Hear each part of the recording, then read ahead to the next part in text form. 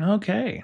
Hello, everybody. It's Brian. It's Thursday, um, and it's me. I'm here just hanging out with you fine folks for the next hour, hour and a half. And yeah, it's been a good week, I think. Well, not so much today. And kind of had some issues uh, at, here in my You wanna come in? My cat is sneezing all over everything, so she's really enjoying her time, making sure that, "What? You can come in. Come in. Come on. Come on. I know you got out, so I know you can get in. Come on.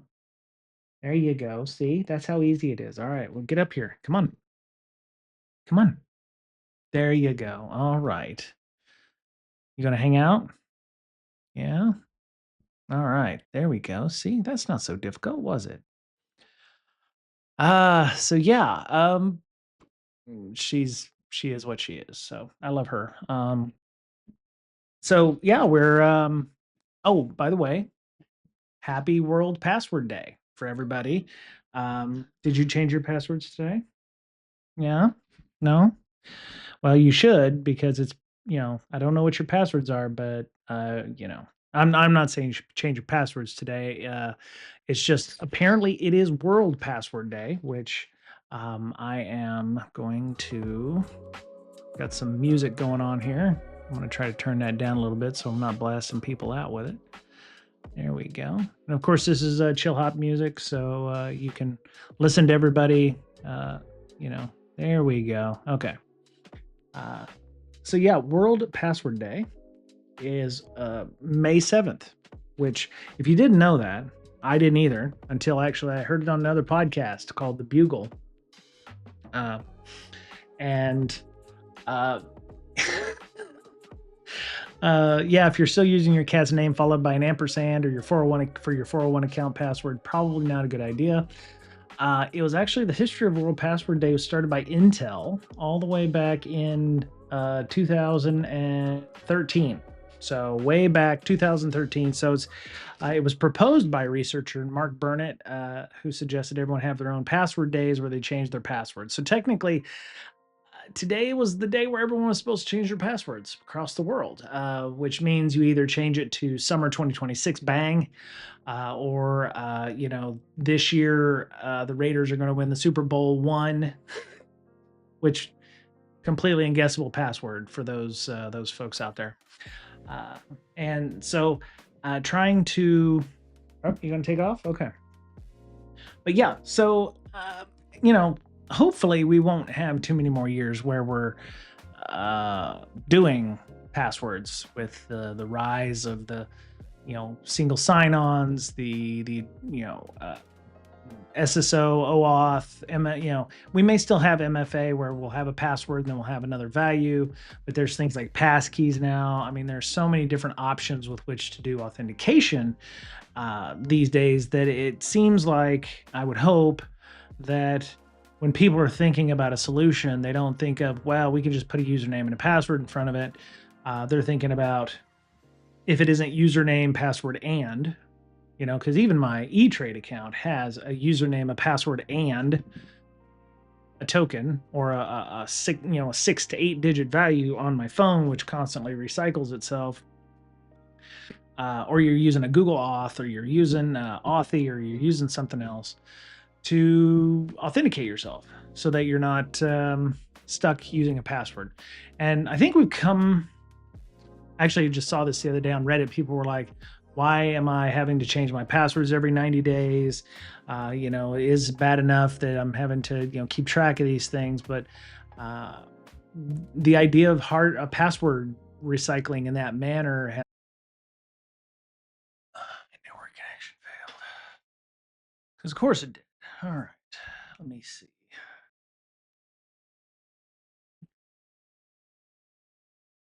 Twitch.tv. Am I online? No, maybe. Okay. Broken video. Yes. Thanks, Walt. I am, in fact, broken.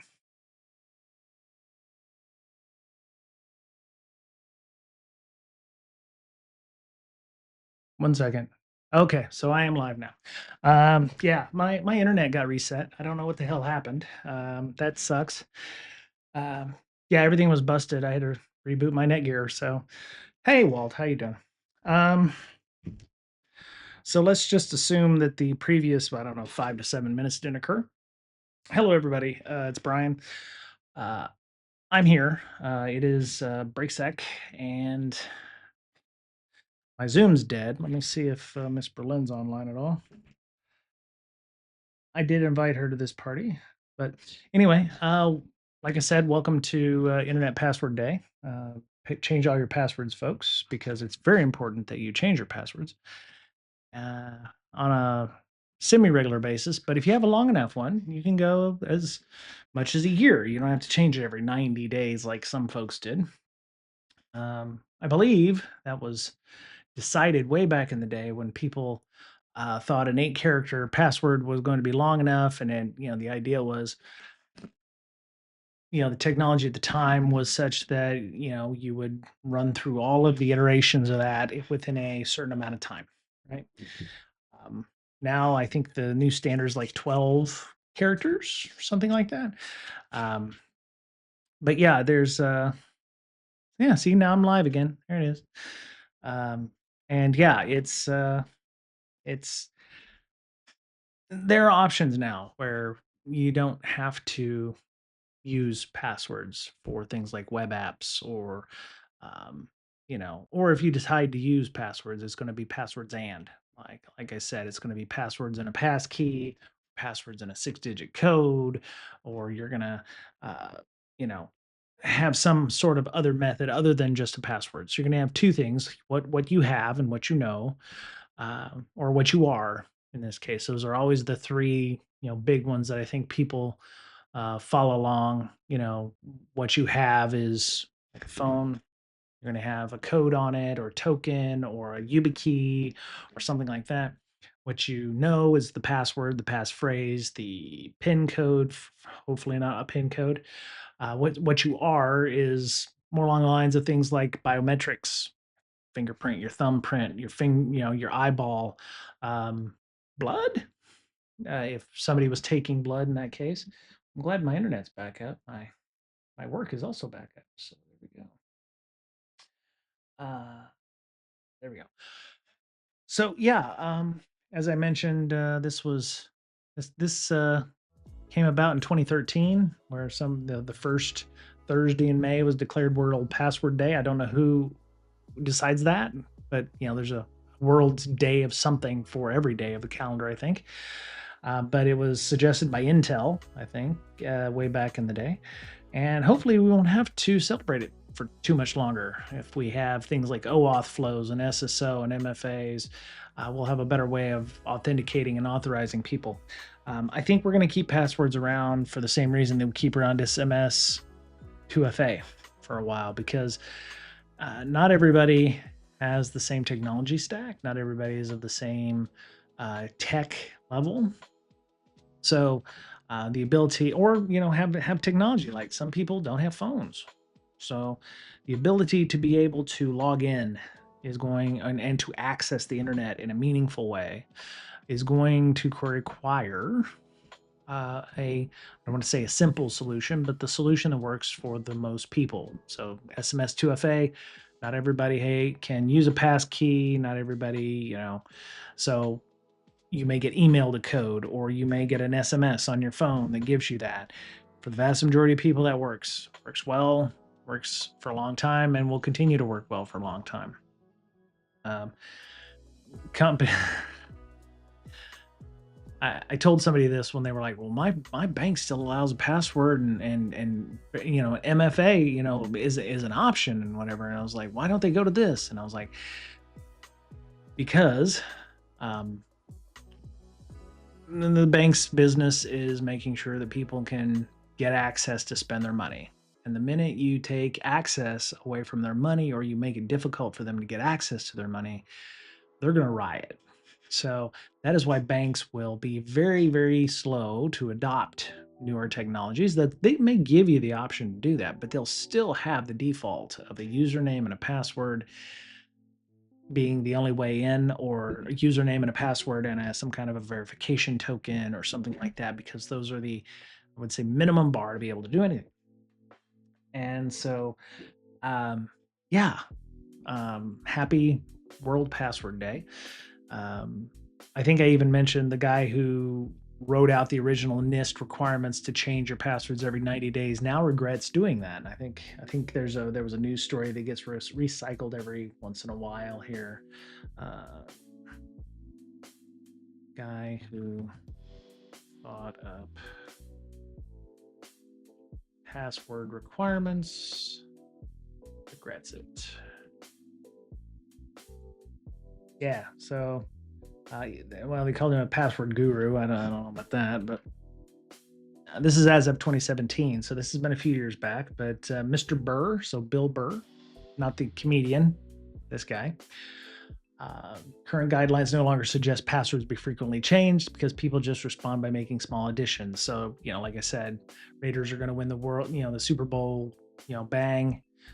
Nobody will ever guess that one. That was long enough, I think. Probably never happened either. But people tend to respond by making small changes. Monkey 1, Monkey 2, summer 2026, bang, that kind of thing, because it fulfills whatever complexity requirements are the minimum bar for those kinds of things. Yeah, and don't use what horse battery stapler, whatever, the one from XKCD. It's not that secure anymore because it's been added to passwordless.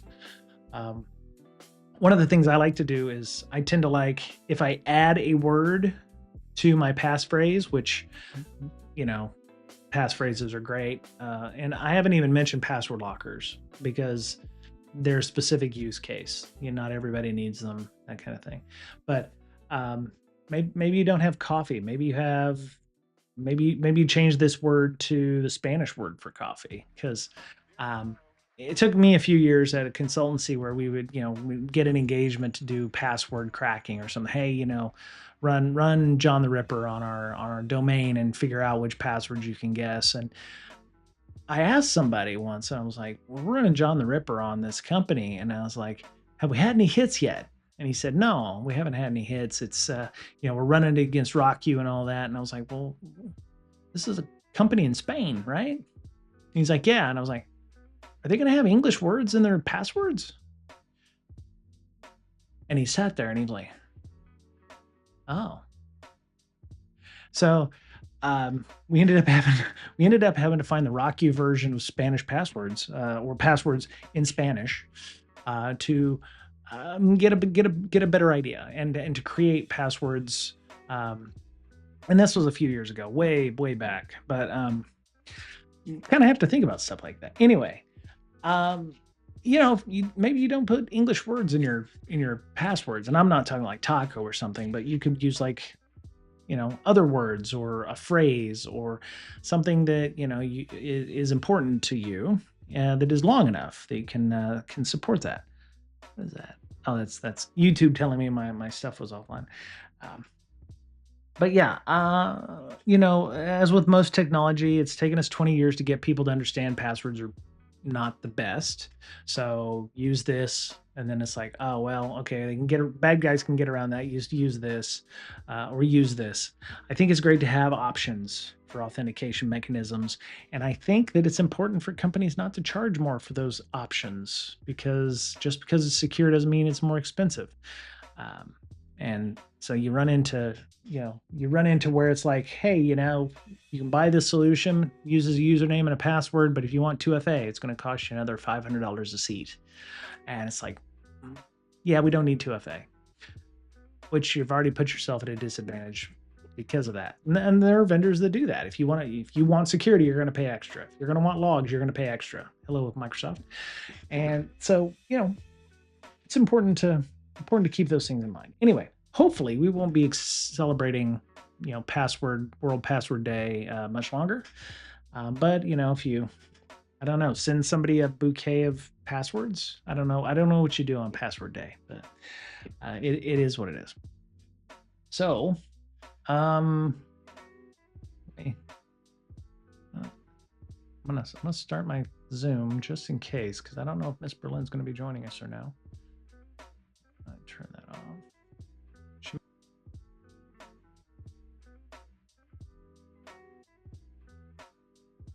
Late her time, so probably family stuff.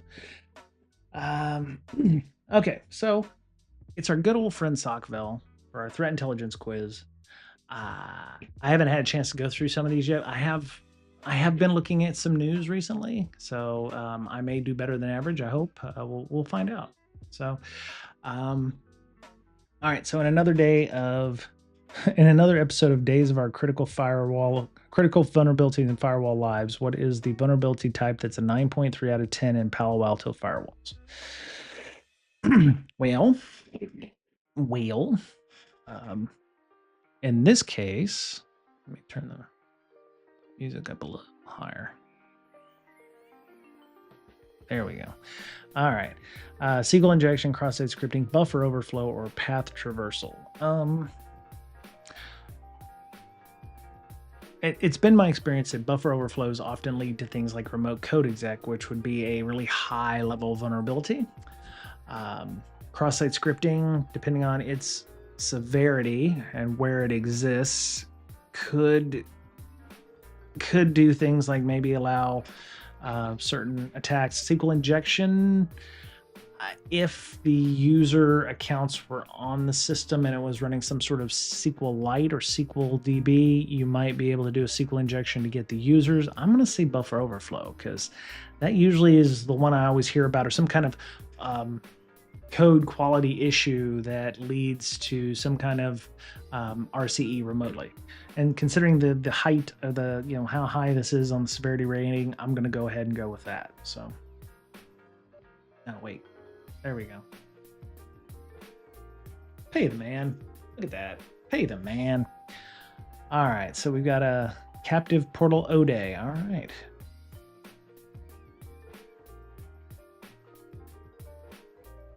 We have, all right. So on May 6th, so yesterday, they released a security advisory for Palo Alto identifying a buffer overflow vulnerability in the user ID authentication captive portal on Palo Alto's PanOS software.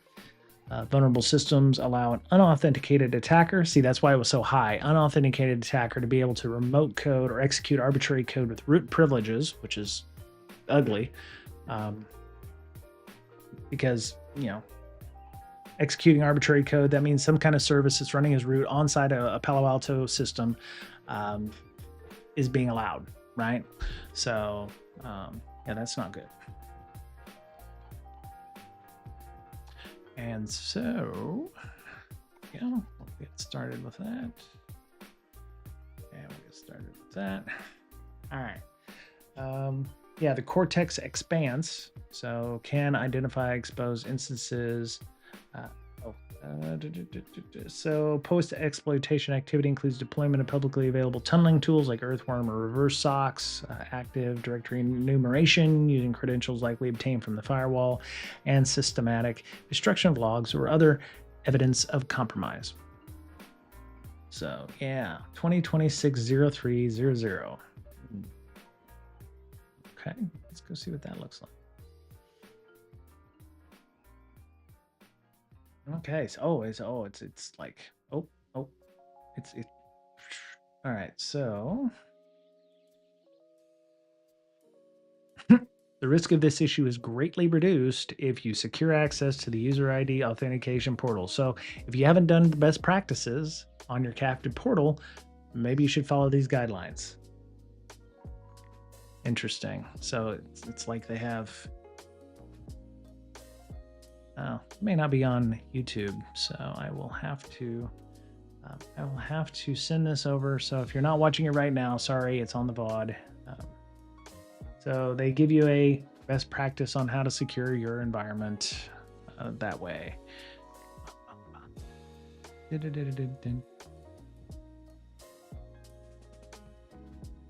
Yeah, I'm guessing. Yeah, stream's finished. Okay. Well, shit. It was only a minute and 28 seconds. That sucks. That bites. Bites hard. Nah, let's not do that. Anyway, so yeah. secure your captive portal, because if you don't, somebody will, or will help you do so. What are some of the things you can do as a best practice? Let's see. Enable user identification on the internal zone. Configure certificates. Enable the captive portal. All right.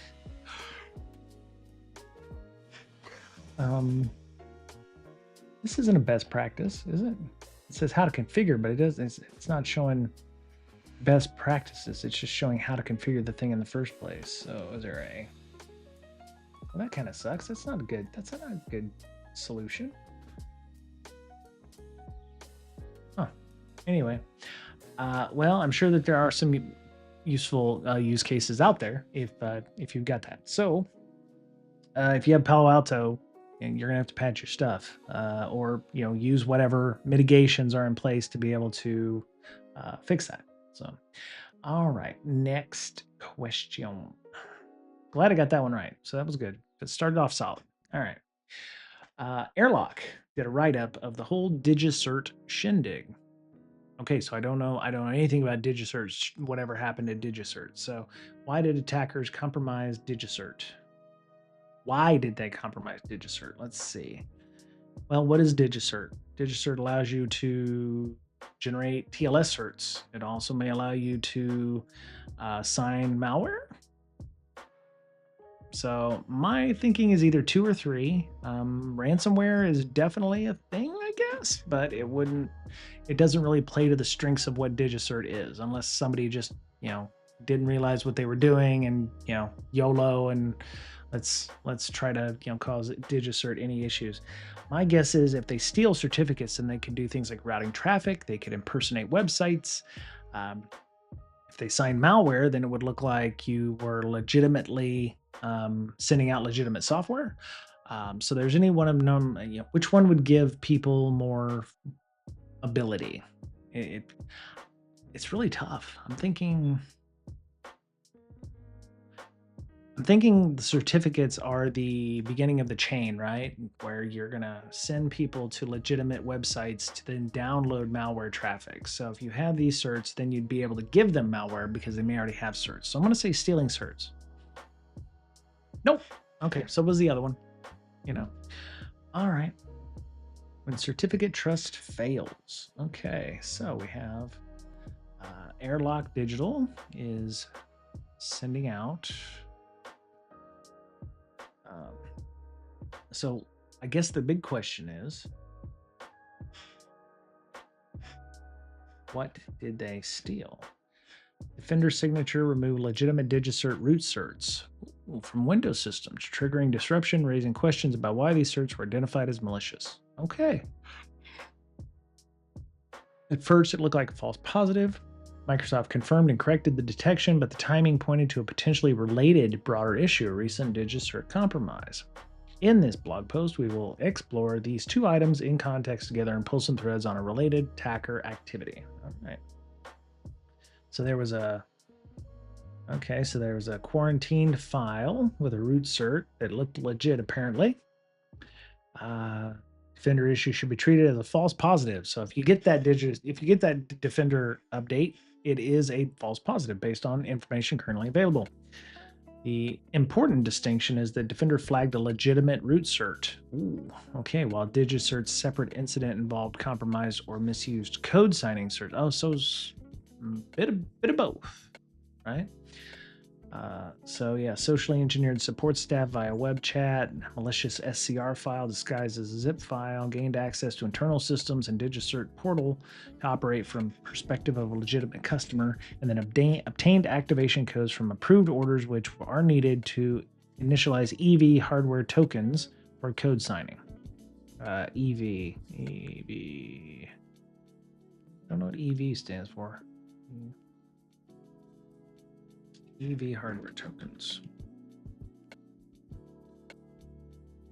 EV hardware tokens are, extended validation. There you go. Extended validation code signing tokens.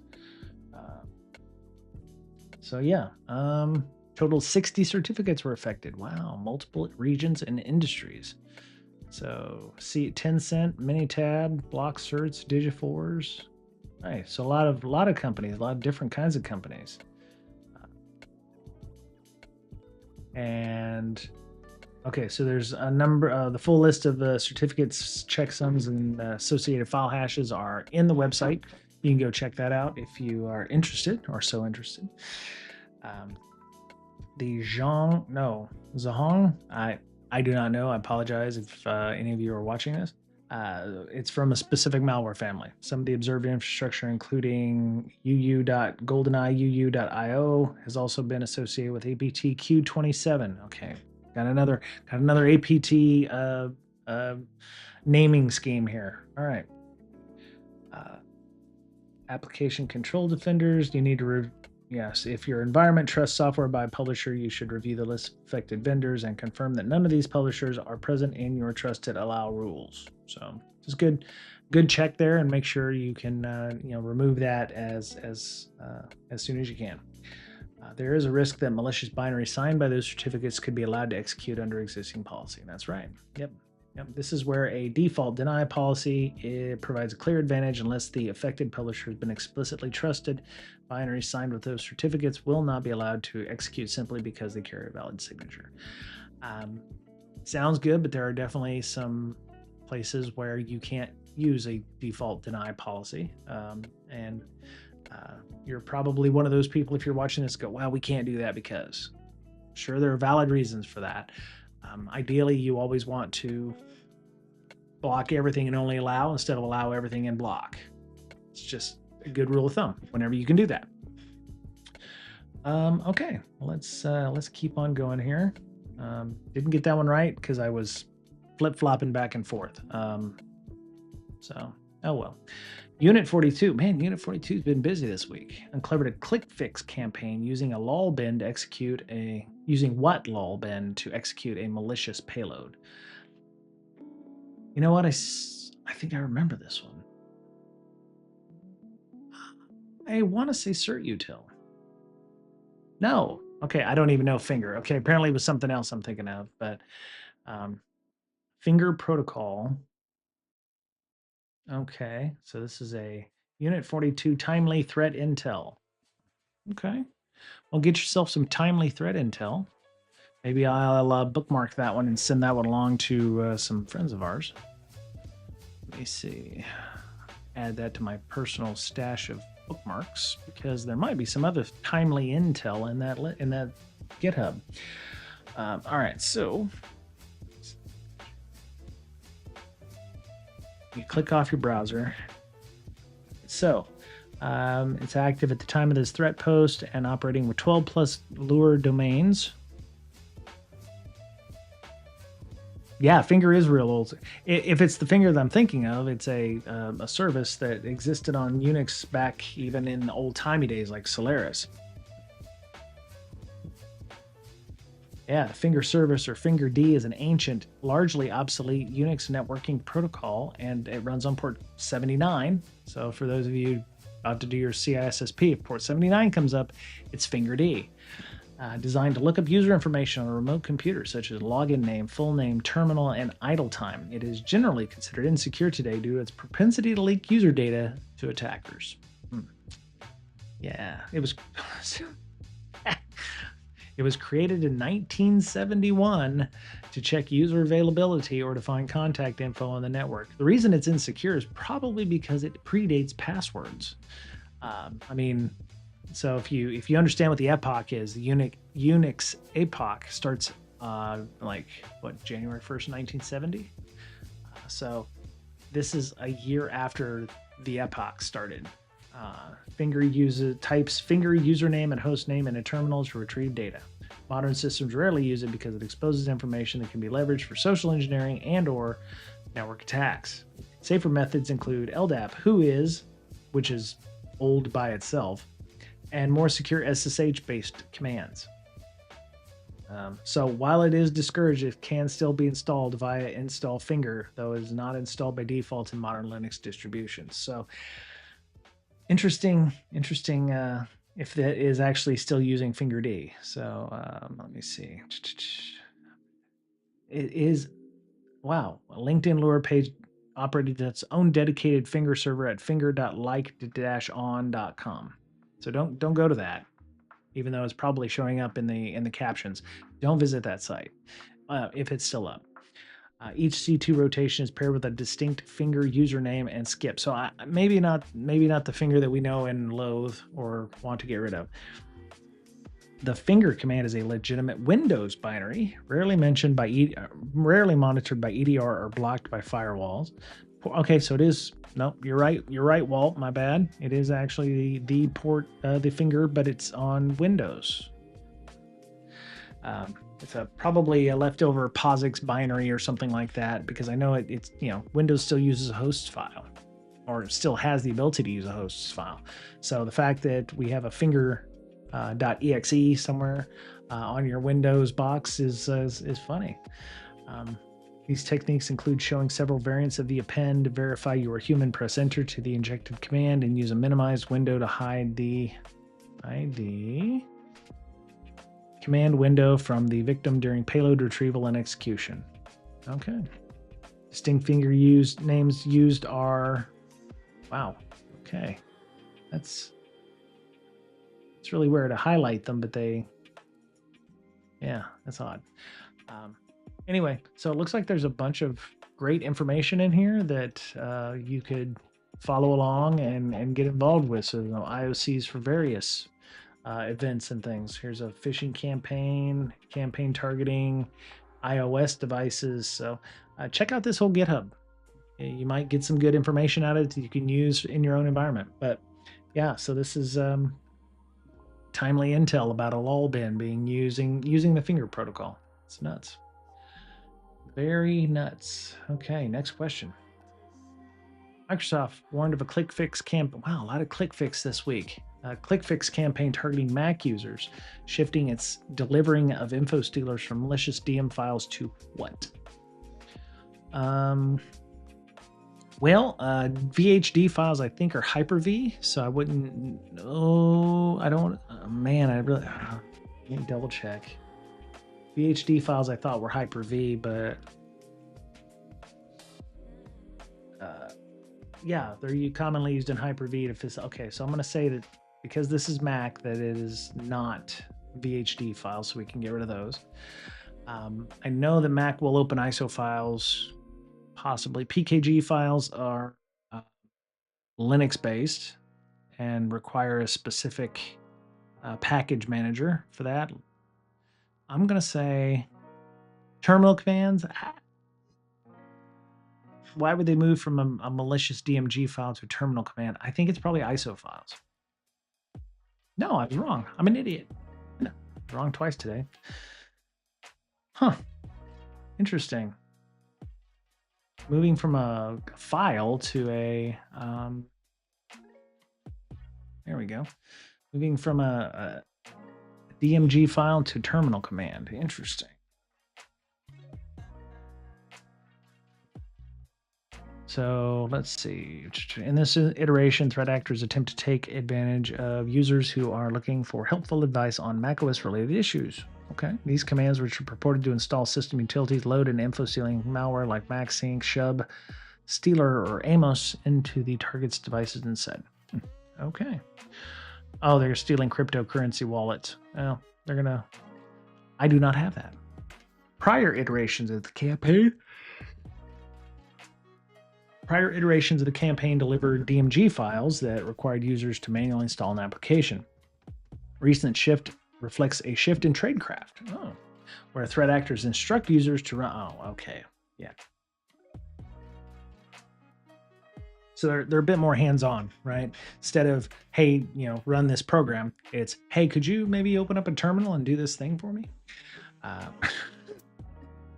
Could you copy this curl command and then, pipe sh into it and then download that and we'll, hook you right up and fix your problem. Yeah, okay.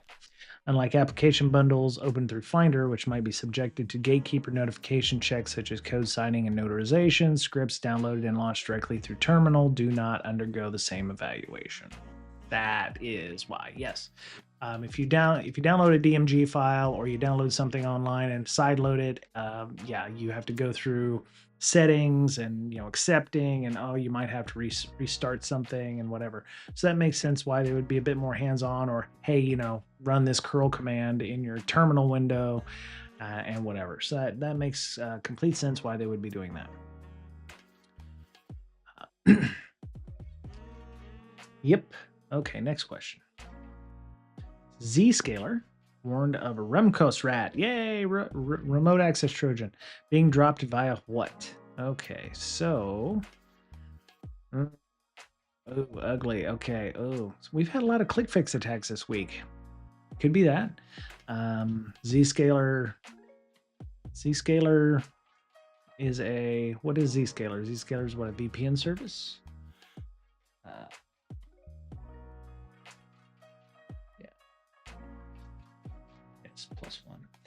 +1. So, open claw skills, maybe Trojanized AI agents. That wouldn't be outside the norm, I would imagine. I'm gonna say, man, if it's click fix attacks, that'd be like the third click fix attack we've had this week. So, I'm gonna say MCP servers. Nope, open claw skills. Okay. I've been trying to get skilled up on the difference between MCP servers and MCPs and skills, because they're not the same. Skills kind of fit in the front of MCP servers. So you would use a skill that would interact with a server. The server then interacts with things like APIs. I've been learning a little bit about that because I want to speak intelligently to my customers, which are my dev teams and stuff. But if I say, oh, your MCP server is just another API, not always necessarily the case. So you have to know the delineation there. So, Zscaler. Okay. Peace. MS ported a bunch of commands code from Unix. You can find the UCP defs in the binaries. Yeah. Way back in the day, like Windows NT, which is dating me because it's probably back, 2000, 2001, 1999, 2000. There was it was before Windows subsystem for Linux, but it was like a disk that had basically all the POSIX commands for a lot of different Unix services for like Windows NT, that you could run Unix commands on that.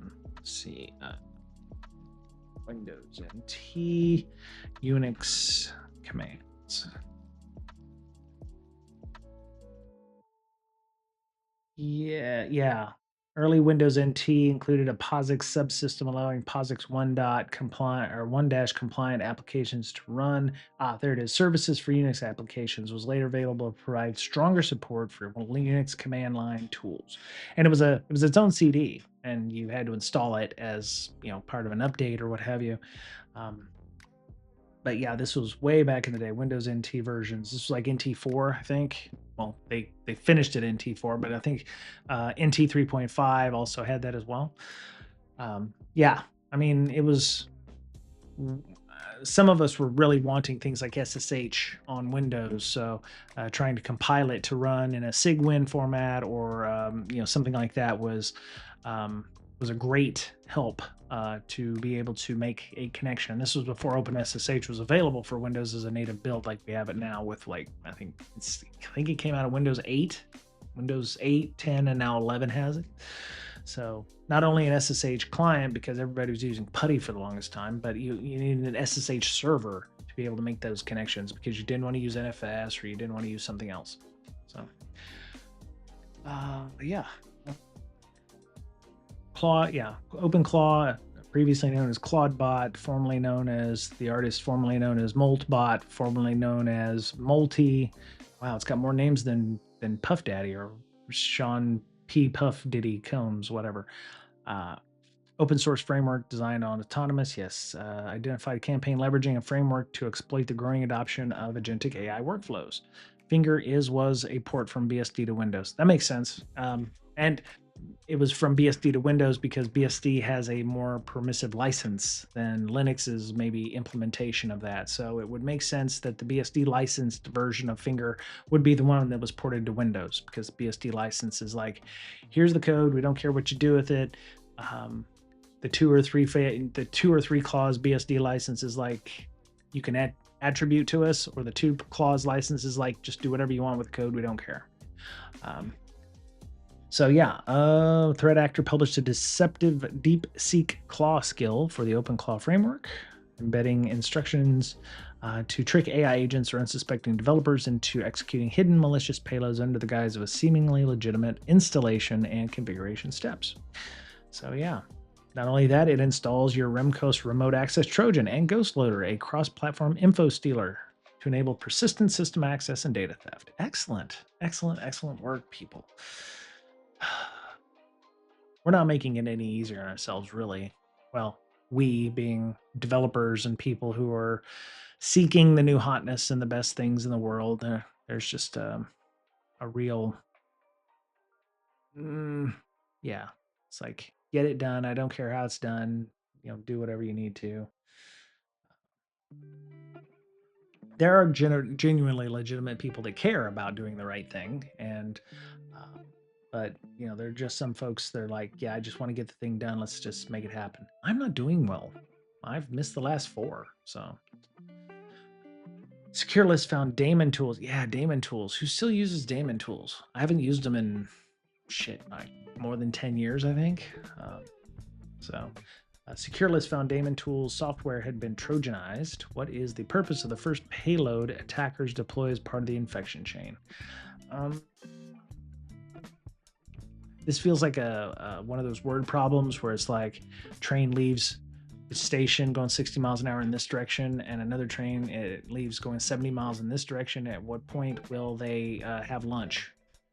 It's like, I always imagine information collection is the first thing you would do in any payload attacker chain, because you can't do lateral movement, exfil, or ransomware without knowledge, right? Thank you. Gotta get that knowledge. Gotta get them skills. Gotta get them facts. FACTS, not FAX. You can get a fax, I guess. All right, daemon tools. Infected supply chain attack going on since April 8th. Wow. So if you still use daemon tools, 1, I'd like to meet you. 2, you've been infected for about a month now. So yeah, update your shite. 12.6.0.2445 no longer includes the malicious behavior described in this article. Sad thing is, these are tools that people who are in security would normally download and use, and they've been infected. So we identified installers of daemon toolkit used for mounting disk images to be compromised with a malicious payload. Seriously, what do you need daemon tools for? Smart and free imaging software you've certainly heard of. Create images, mount various types of virtual disks. Man, I haven't used virtual disks in forever. This was way back in the day, like Alcohol 120 and all that stuff, when you would make legitimate backup copies of software, like games and stuff that you got from legitimate sources, because you like to make backups in case your CDs get scratched up. And anyway, you'd mount your ISOs in these systems, or you would use these tools to make backups of those things. So yeah, if you've used this version recently, maybe you need to update your stuff. Yeah, is alcohol still a thing? Alcohol. And yeah, Walt, to your point, yes, Windows now mounts images natively. It only took them, 20 years to make that shit happen? How many times did you have, alcohol, or I think Nero burning ROM? Nero burning ROM would burn ISOs, but there was several applications or tools that you could use that would mount ISOs. Let's see. Yeah, it's still around. Okay, there it is. Yeah, CD burning software. Yeah, but it also had a piece of software you could use that would also mount ISOs as well. Um, yeah, cool. Yeah. Of course, it definitely looks like a software site from the mid 2000s that you could download a trial or something. Nero Burning ROM was the shit though. I loved Nero Burning ROM. Uh, that was back when you couldn't do anything on your computer when you're burning CDs because if you even had one kind of issue, they have schedules. Yeah, yeah, exactly. Um, So yeah, DT Helper, DiskSoft Bus Service Lite, and DT Shell HLP.exe all were apparently owned up with and compromised. So if you're using these versions of your software, you're gonna have to do something to fix that. I'm sure that there's some instructions on how to untrojanize your system if you're using that. Okay. So yeah, information collector. So it runs a CMD command, PowerShell, no profile. It runs a web client downloading from a 38 dot address to check in inventory in environment check script. So yes, it has to download a script to run, look in your environment, and see what you got going on, and then it's going to do evil shit on your computer. Here's the SHA-1 for that, which is a somewhat decent indicator. Here's the PowerShell script. It looks like. Yes, information collector code with strings inside. Has some Chinese. It says in Chinese inside. I think that's probably, you could probably use a better term than that. It's not just Chinese. Um, it uses the character set of folks from that nation potentially. So yeah, good discussion here. Did I put this? No, I did not. I will post this up. Okay. Well, I at least got two, so don't know how well I'm doing. They have schedules. Yes, very much so. Sock Radar highlighted a phishing campaign that's been running for over 4 years. Wow. Okay. Where does the attacker typically host their phishing pages? Well, I mean, I don't know about Wix. I mean, they could hide in plain sight there, depending on what's going on. S3 bucket is entirely possible. You can definitely serve web pages off of GitHub, compromise WordPress. Yeah, you could do it there too. Phishing campaign though. The idea is you would want them to look legit. So you'd want them to hide in plain. I would almost say a Wix bucket. I don't know what an S3 bucket would look like. You could definitely register a domain that would point to your S3 bucket that would have your objects inside, your file objects for that. You can also set up TLS and domains to be able to serve web pages to GitHub. Like I think if you go to brianbrake.com, I think it goes to a GitHub page where I haven't done shit with, but it's still there. Compromise WordPress. That seems like the most likely option because it's the lowest hanging fruit. Wix would be my second choice. GitHub does get monitored from time to time, so those could get scrubbed pretty easily, I would imagine. No, GitHub, holy shit, look at that. Huh. I mean, GitHub is usually quick to rip things off the internet that are ugly, but I mean, if they're going low and slow on a 4-year phishing campaign, that's it. That is interesting. So how are they? I wonder if they talk about how they're evading like people doing bad shit. Most affected sectors include aviation, public administration, energy, and critical infrastructure, although the impact also extends to logistics and large technology companies. Okay, the breadth of targeting combined with the campaign's longevity points to a resource-capable operation rather than an opportunistic one. Okay. Uses phishing emails with lures related to human resources, Microsoft or Google, directing victims to pages hosted on infrastructure largely based on github.io, but also including evidence of Vercel and other similar services. Okay. There, an injected form captures entered credentials and exfiltrates them to servers compromised or created by the threat actor. Wow, github.io. No joke. Okay. GitHub based. Yeah. Where are they hiding this stuff at inside of GitHub? I mean, Yeah, that's really weird. C2 servers, distribution of domains on GitHub. Depending on the C2 configuration, in some cases has been legitimate. GitHub has been having issues for the last little while. They're down to 1.9 of reliability. Yeah, I've seen that too. There's um there was so Walt, it's funny you mentioned that because if you go to GitHub's metric uptime site, their GitHub status page, depending on, depending on, what they consider to be an outage, they've been doing really good for the last 90 days. Like they've got at least 2 nines of uptime, and the 3 nines in some cases. But I think that there's another site where you can go to like real GitHub, like outages or something like that. Real GitHub outage metrics. I want to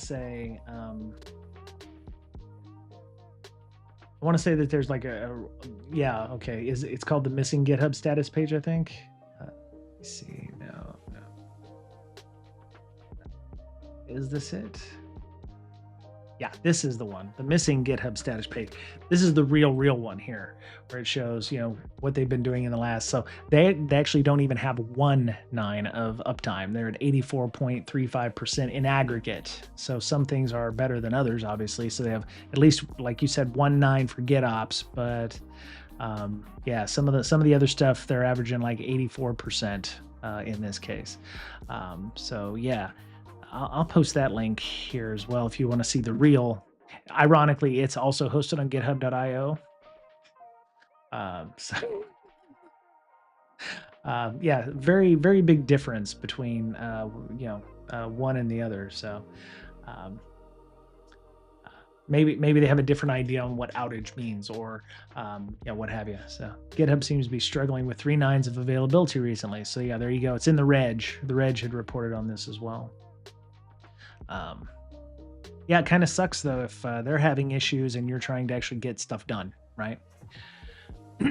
And they don't have a CEO. Well, they're an M&A from Microsoft, right? So it's like LinkedIn. I don't know. LinkedIn has a CEO as well. So yeah. The missing status page exists in reconstructed form via the public status feed, though this is an unofficial source, so it requires caution. So, yeah, there's that. It's just a group of VPs. Sure. It reveals that GitHub stability has been quite poor. Uptime dropped below 90% at one point in 2025. CodeShack isn't alone in experiencing service instability, while 5 nines represents the gold standard. Some vendors struggle to even maintain 90%, a concern for customers relying on these platforms. Yeah. So, but yeah, that sucks. So, they've been green mostly today, but so major outage. This was on the 6th. Wow, incident with actions. We're investigating reports of degraded availability, disruption with some GitLab services. I think it all depends on what you consider to be outage or trouble or impacted services. I'm sure the terms and services or terms and conditions are written in such a way so that it's not really 84%. You're actually, at 100% or 90 or something percent there. So, yeah, that's an interesting one. So yeah, it's probably in the weasel words and how you tweak that. So modus operandi. So you have the victim goes to a landing page, HTML page, temporary loading page resembling the Microsoft portal or similar site hosted on Git. Oh, okay, so they have a PHP portal there, so they may be impersonating a Microsoft store or something like that. Portal is only active if certain requirements are met, injected from the HTML located on the C2 domain. Logs are extracted. The information is saved in a text file. Data such as username, password, location, IP address, and user agent are collected, written into the C2, which are small businesses affected, or the creation of temporary domains, introduction to alternative paths, and upload PHP and auxiliary files. The threat actor then goes to the C2, some kind of back-end structure there.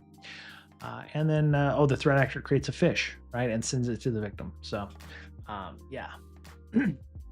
Emails from fake or compromised accounts, topics related to opening Microsoft documents or portals with a sense of urgency based. Yeah. Probably using AI to generate those so you don't have things like misspells or anything like that. Really, the only thing a lot of people have for now for phishing is do it now, don't miss out while supplies last, et cetera, et cetera.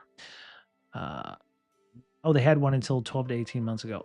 Yeah, I'm assuming a lot of companies are right sizing, right? Or AI related performance right sizing in this case. So, yeah. Let me see. Okay, so I didn't get that one right. My bad. ESET researchers warned of an APT group targeting people in the Yanbian region of China. Who is the APT aligned to? Well, I don't know where the Yanbian region is. It too much? Can I go and see what the Yanbian region of?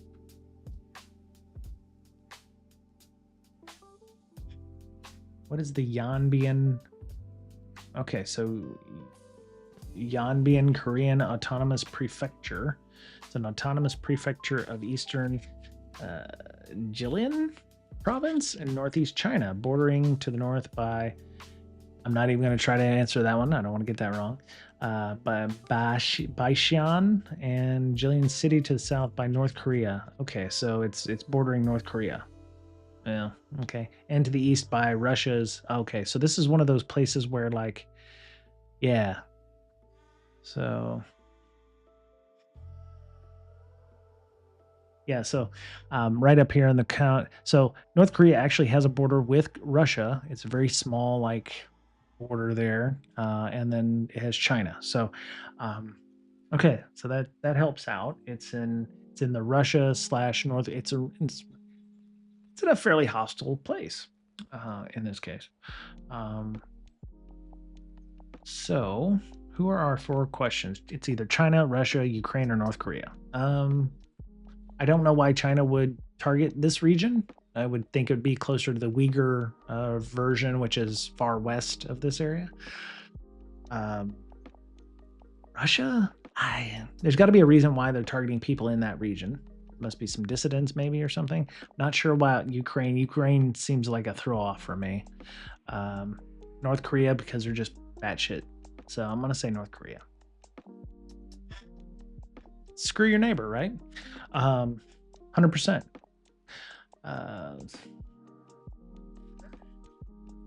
There must be a reason why. ESET and Unit 42 are on it this week. Good on them, man. Let's see. Doink.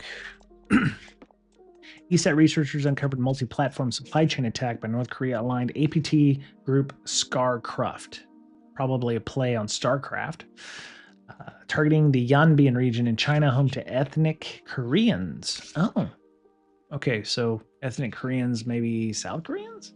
Oh, I don't know. Oh, it's a crossing point for North Korean refugees and defectors.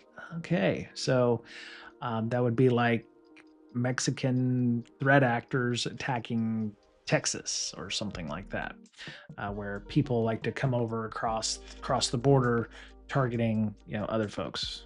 In the attack, probably ongoing since late 2024, Scarcraft compromised Windows and Android components of a video game platform dedicated to Yanbian themed games. Yanbian themed games? That's interesting. Okay. I don't know what a Yanbian themed game would be. Okay. The backdoor named Bird Call by ESET was originally known to target Windows only. The Android version was discovered as part of the supply chain attack.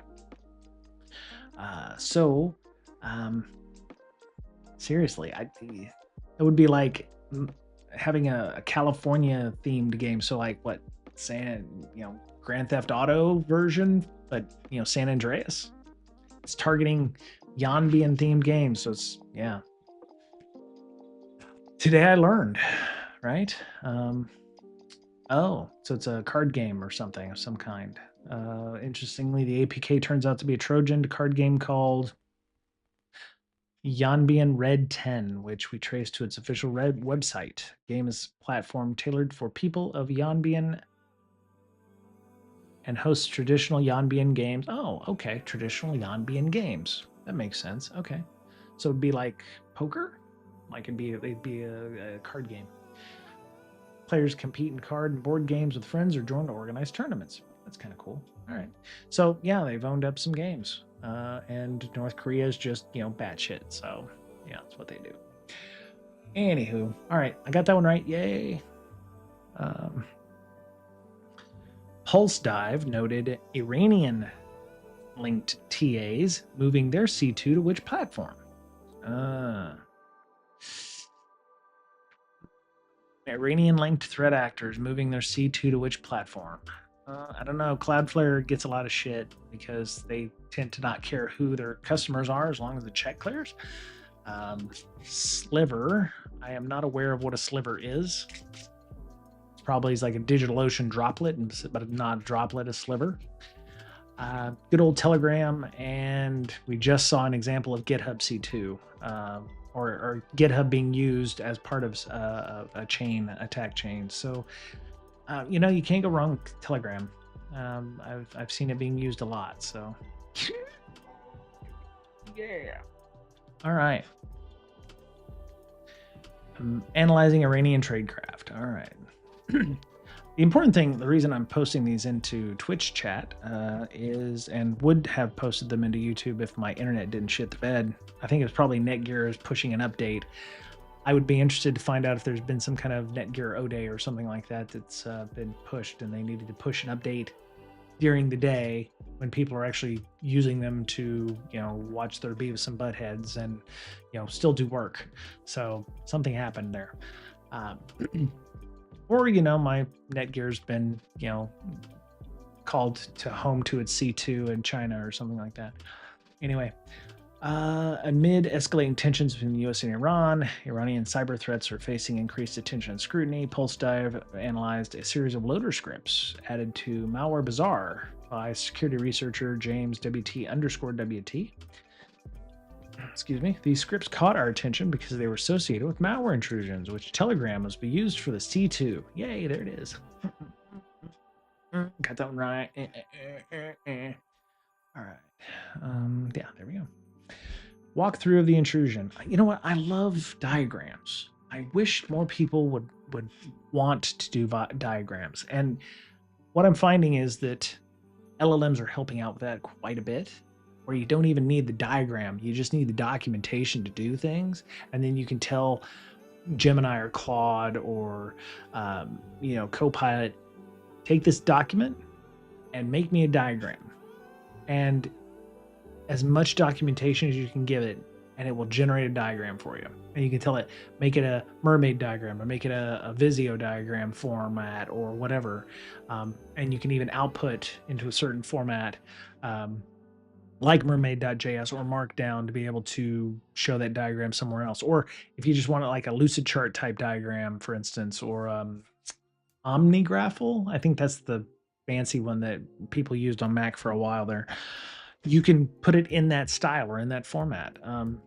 Still haven't figured out exactly how to make an output that is easily editable, which I'm sure there are MCPs out there that will automatically interface with those diagram drawing systems, and I'm going to generate that and send it to Visio. I'm going to send it to OmniGraffle. I'm going to send it to the Lucid Charts or Draw.io or whatever. So there's probably MCPs out there, or AI calls you can do to make that happen. So, really love diagrams. I love the generation of them. I love the fact that they tell me so much more than a write-up would. Yeah, very visual person myself. Reports note that the malware used PowerShell to execute malware, modified registry keys to establish persistence. That's pretty de rigueur. Malware observed in this campaign was capable of recording screens and audio activity. Ooh. Well, interesting. I wonder how you're not... It seems like you would have to give it the ability to do screen recording and audio activity. Or maybe because you're using Telegram, it already has that capability because you've given Telegram that permission. I don't know. I don't use do I have Telegram? I don't know if I have Telegram or no. Let me see. I have WhatsApp. I have no, I do have Telegram. What am I using Telegram for? Oh, okay. It's our Chargers fan thing. So our local San Diego Chargers fan group uses it, but I am like I haven't looked at it in so long. There are 31,171 messages to scroll through on my screen here. So that's how long it's been since I've used it. Anyway, Perluigi Paganini has mentioned it on X or wherever, but you can go to bizarre.abuse.ch. So let's see, how do you find that? That's oh, okay. So they've added the link here. Okay, so here's the link to the. Yeah, I think that's it. Oops. And where's the? Oh, okay. So here's the malware bazaar C2 for the Iran linked Telegram C2 IOCs. There you go. And you can follow James WTWT on X if you want to get that information. But yeah, so they're using Telegram. So there it is. Next question, final question. Socket recently detailed a tactic where a threat actor pushes benign packages only to introduce a malicious payload in a later update. What is this tactic called? GitHub smash.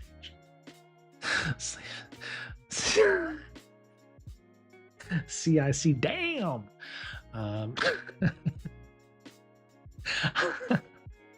I love that one.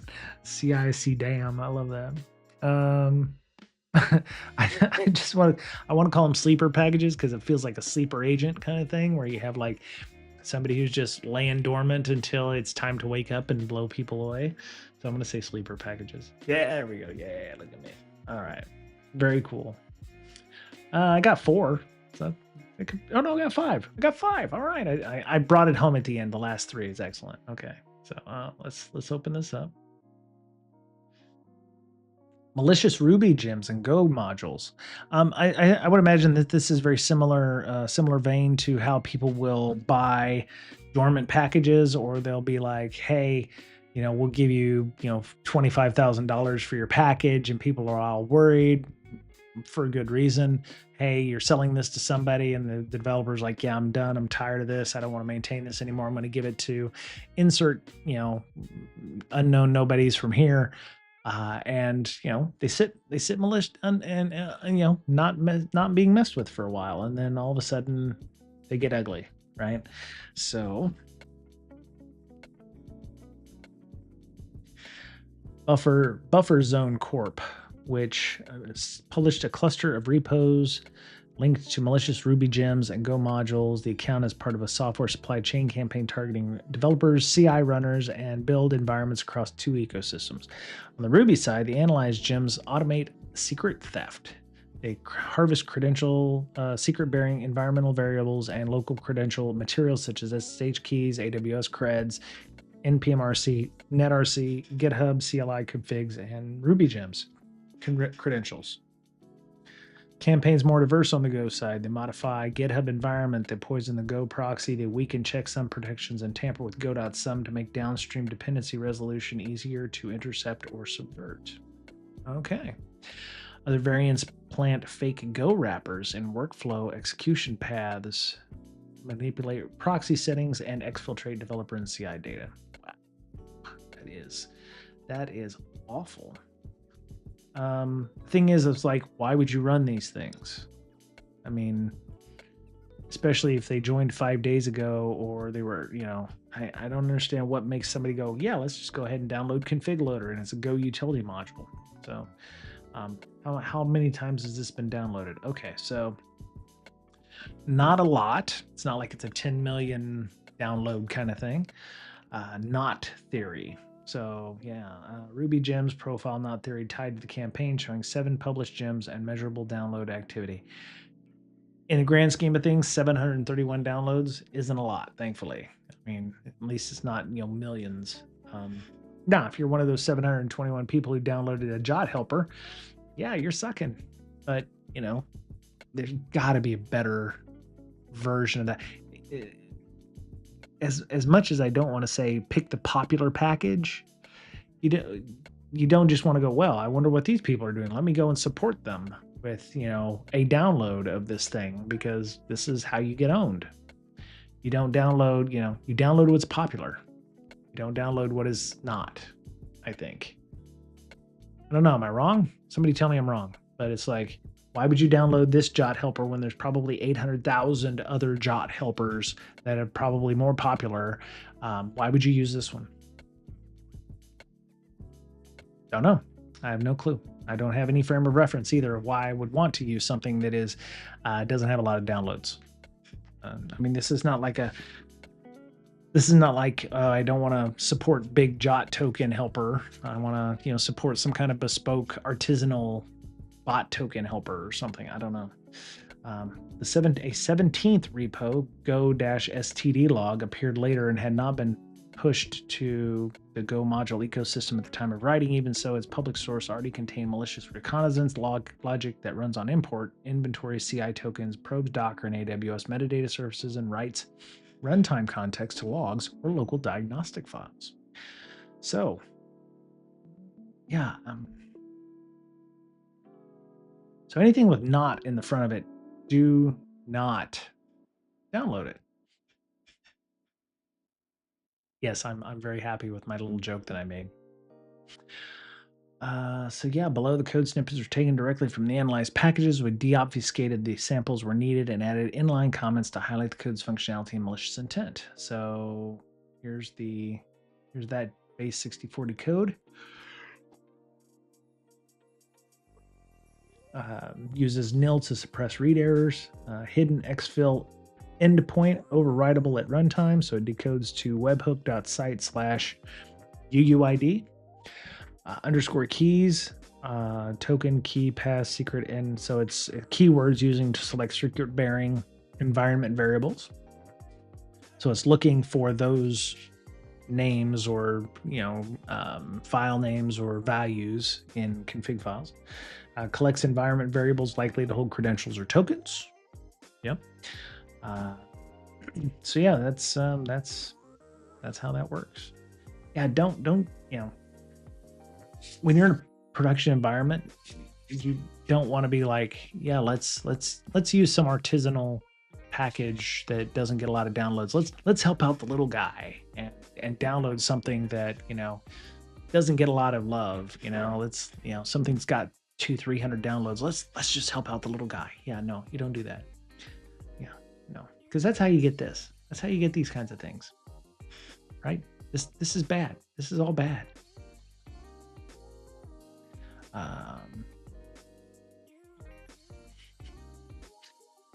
Hey Walt, do you ever download stuff that doesn't have a lot of downloads to it?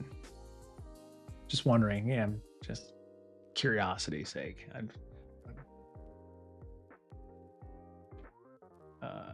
Close that. All right. So view results. I got 50%. Oh, I'm below average. Shit. Yeah. Probably all that click fix stuff got me. So I'm down. Not very bad. Not very bad, but keep reading. Okay. Yeah, that sucks. Oh well. Let me see. I had a couple of other things on here. It is, yes, World Password Day. Oh, so I read this article. I actually had this for Mr. Betcher, but we didn't get around to talking about it. 8 practices for CISOs conducting risk reviews. And so, being a CISO or being a senior security person, you're going to be identifying risk, right? You're going to be rarely, but I look at you and you look at the down. Okay. I look at you in detail. You take a look at them in detail, I'd imagine. Yeah. You look at I think that's important. I don't know what kind of things might, set you off there, but I would imagine, let me click on that link again here. There we go.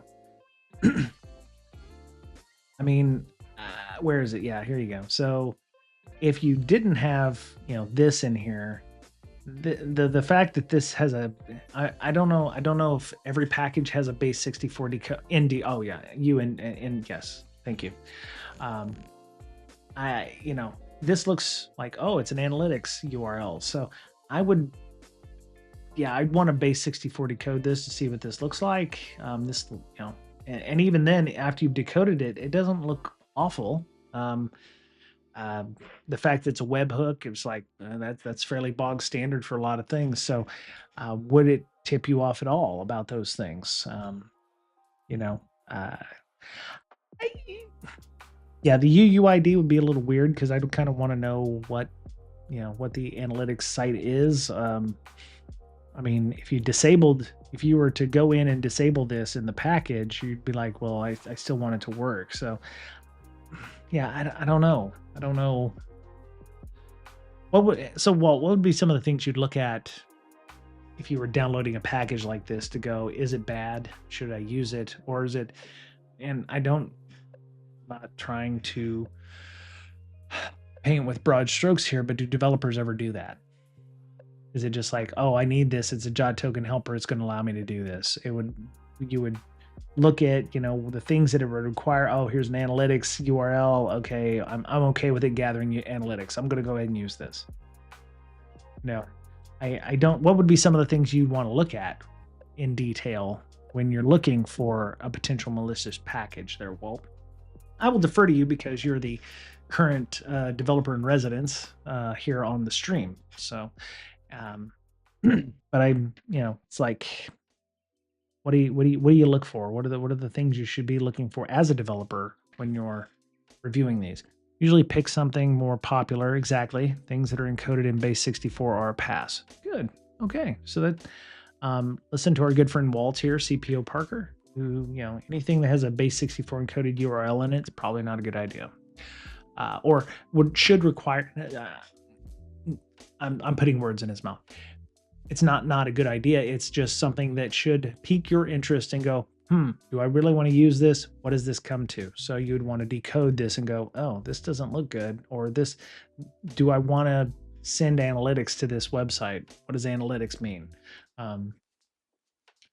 My guess is, and Walt, please let me know if I'm feeling indifferent here, but these are the things that will be like, I just need something that will handle jot tokens.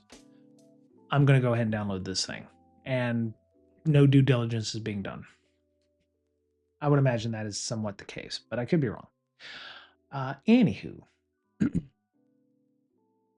so this is a blog series from one of the deputy CISOs at Microsoft. Now, recently, Microsoft has changed how they handle their CISO. They have instead of one CISO, they have a group of CISOs. Let me see, Microsoft. I want to say I know that because they put out a blog post about how they were going to order their CISO. So there's a CISO over a certain domain, like they have domain CISOs.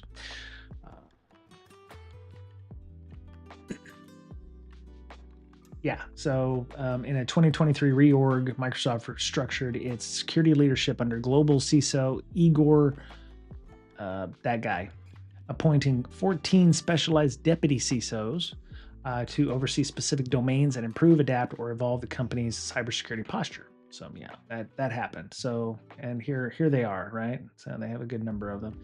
Domain focus moved away from a single CISO to distribute ownership of security across 14 domains, addressing the complexity of the cloud era.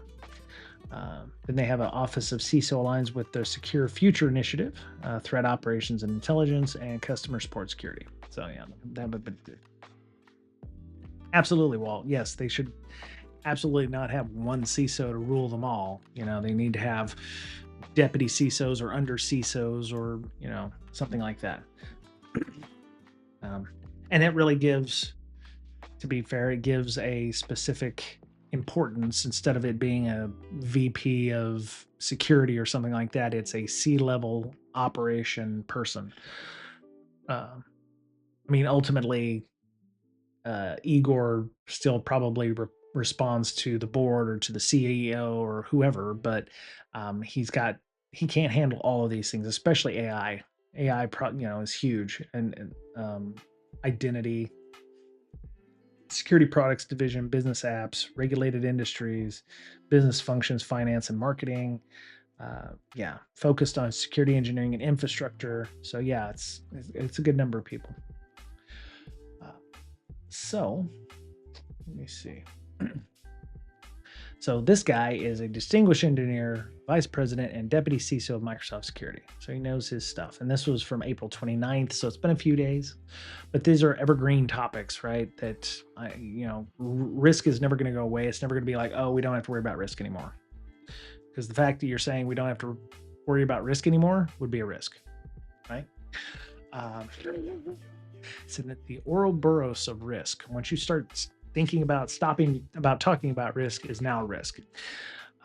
The nature of threats have never been static. It's hard to accurately convey the scale of recent evolution and proliferation. As we've seen in other arenas, AI has become a very powerful productivity tool and for would-be cyber criminals. 100%. They're moving faster than we are as defenders or red teamers or whatever. 100 trillion security signals each day. Wow, that is nuts. So he writes a blog about risk reviews. So he says, together they represent a structured and approachable way to initiate necessary conversations and drive meaningful results. So 8 points: assets, applications, authentication. Oh, he almost had all the A's. And almost all the A's. But he ran out of ways to say network isolation and detections. And things not to miss. So I'm guessing number 8 is other things that, because, it's like he's got all these 7, and then, oh yeah, there's other ephemeral bits, miscellanea, that are available. Assets. Best place to start a review is identifying the assets you need to protect. Sure. I mean, even the CIS top 20 is like, do an application asset management inventory, or do a hardware inventory, or whatever. Good place to find those assets is, of course, your architecture diagrams and your threat models. Hold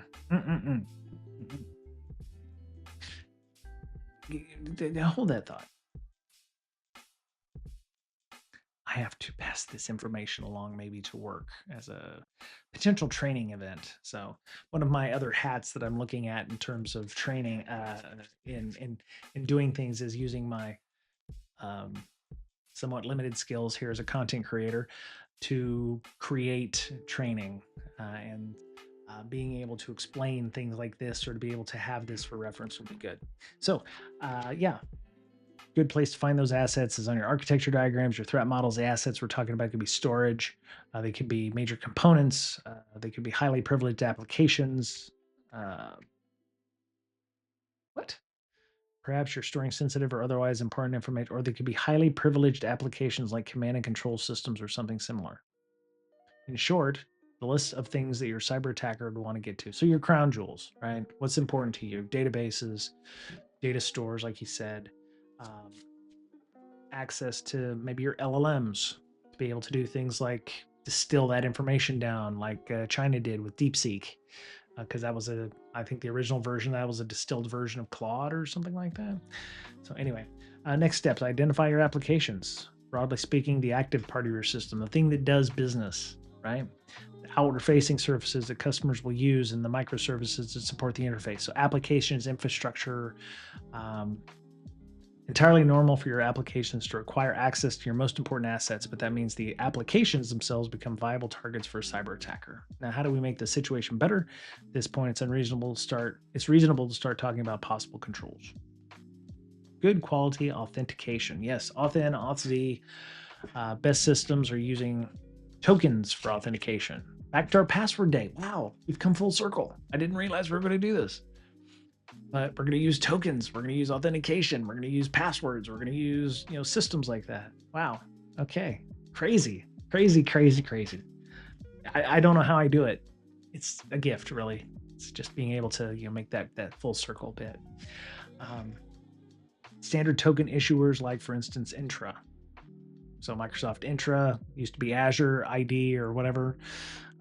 Have your own token generation system, but remember that such systems tend to have bugs. So don't roll your own, right? Don't roll your own authentication mechanism. There are myriad of things out there.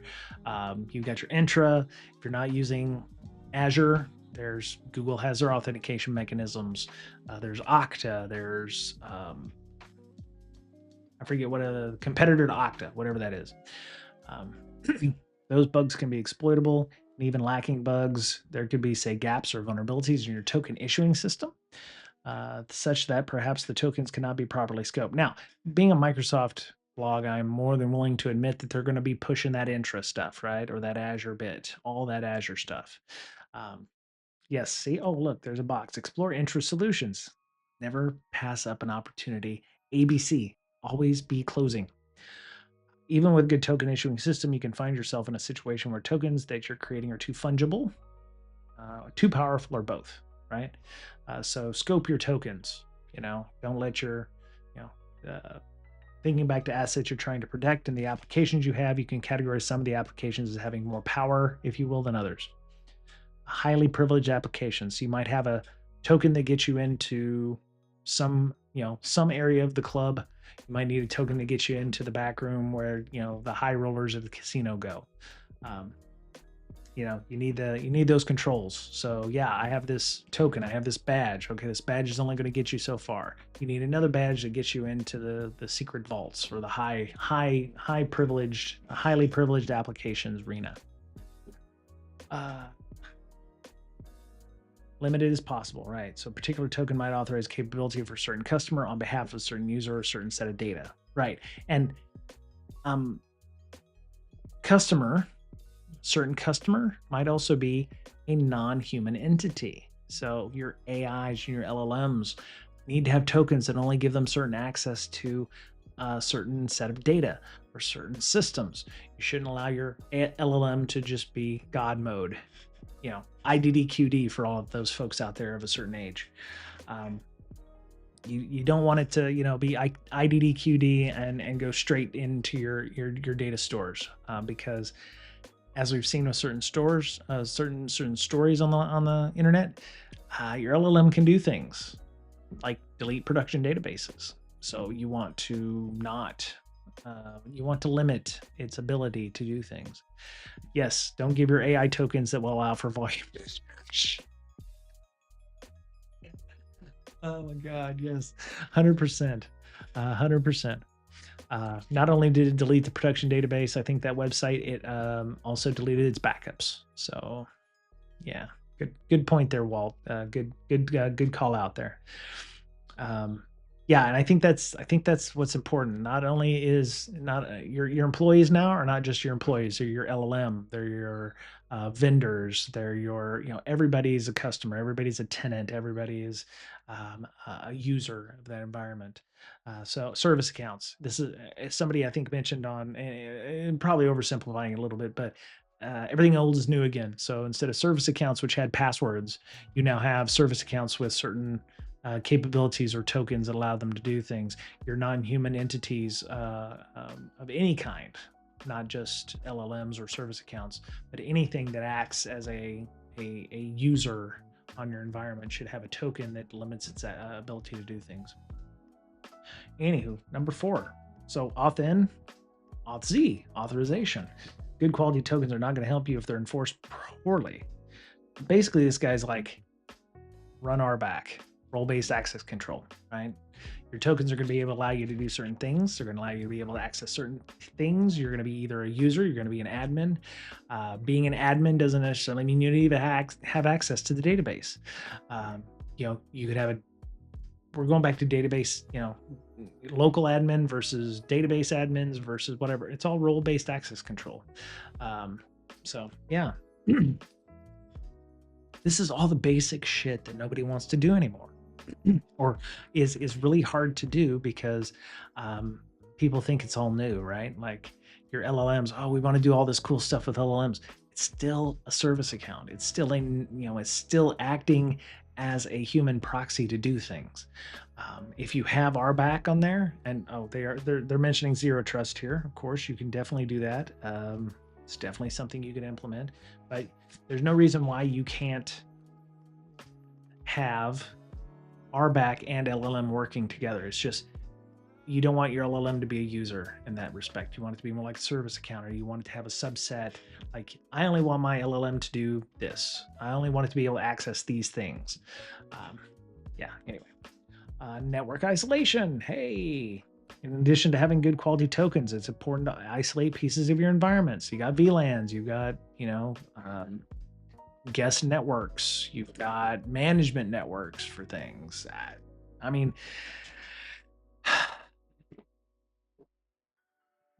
why does it feel like 2005 all over again? We're still dealing with authn, we're still dealing with OSZ, network isolations, VLANs.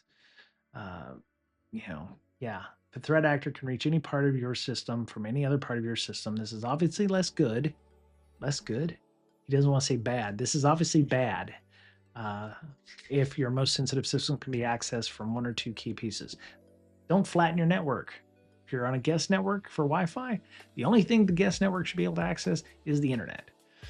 Don't access internal. If the guest network is being used by people to be able to access things internally, it needs to be done through a VPN or Bastion host or zero trust network, if you want to call it that.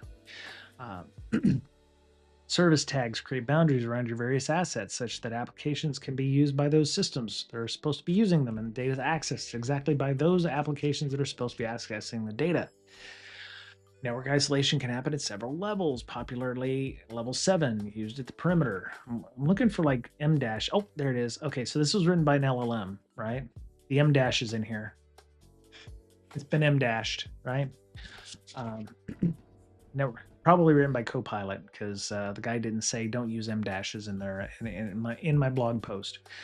Network isolation can happen at several levels in the network stack. Popularly, level 7 is a perimeter, some kind of HTTP proxy, right? HTTP routing gateways.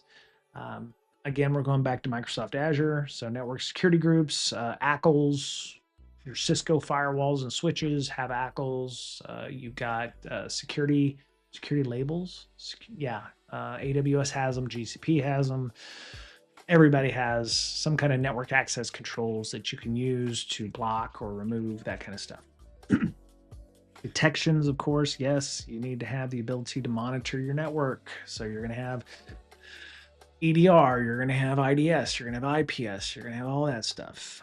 So examining HTTP traffic coming in, if you can do so. WAFs, detecting malformed intent, Cloudflare for DDoS protections, etc. Auditing, yes. Auditing is what I will call pieces of data that you would use after a breach.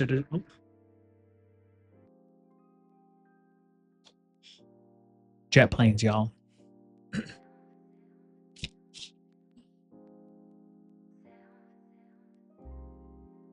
Some parts of your EDR stream will be very useful for auditing.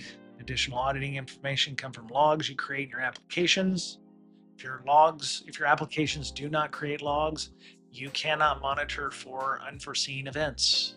So you need to have either generic logs for what a user might see, like a 403 error, like forbidden, or sorry, this didn't work out for you. Then you need to have like a debug error or debug log that goes to application level systems where you can say, this is ugly, this isn't ugly, that kind of thing. Things not to miss. So let me see, what else did he say down here? It's important to think of applications you have in your estate. It's easy to overlook backup data that you might have stored. A cyber attacker may not be able to get access to your primary systems, but might find your backups entirely unprotected. This also goes not just for backups, but like if you're making images that you might go back to if you make a poor change. If you're keeping those for a while, they may hold, you might have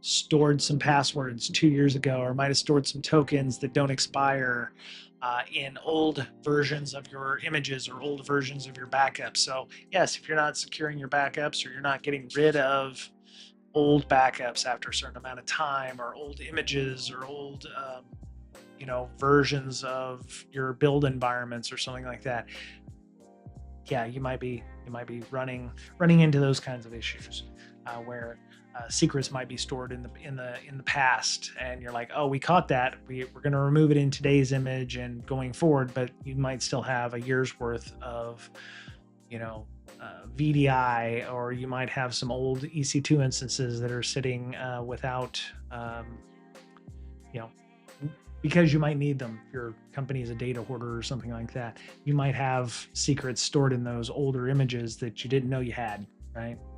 Um, Not to mention, if you try to sprint run those back up, you're going to have wildly insecure, vulnerable systems that will need to be patched. So I'm surprised you didn't mention patching in here, but I think that's probably expected. Yeah, authentication, authorization, network isolation, bug resistant patterns. Those are very important. If there are authorization bugs, that buggy code might provide access to important assets, right? Um, I think we've seen that with what was that?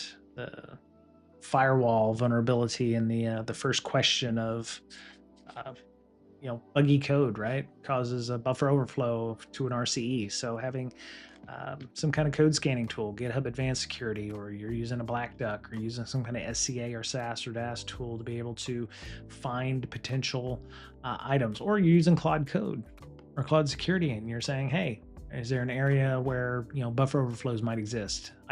Identify those for me. Don't necessarily say fix them, but it's like identify areas where I'm buffering data, or where I might be storing it in a memory location. Is there, am I, you know, write some test cases where I might be able to overflow those buffers or something like that. Your LLM not only will generate code for you, but it will also generate test cases for you, which you may not like to do. So your LLM can do that for you. Um, I also tend to like, once you've written something, then you go back and you ask it, hey, I assume the role of a threat actor. Where are the weaknesses in this architecture, and have it, um, think critically about itself. Yeah, and if you don't feel comfortable, if you think Claude might introduce some bias, um, grab another AI, grab a Gemini, or grab something else, or use a different model. Maybe if you're worried about your current model, maybe introducing some bias there.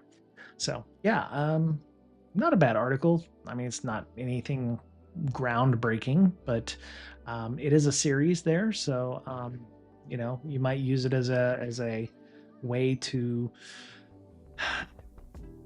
lend credence to your arguments about why we need to do things, why we don't roll our own crypto, why those kinds of things.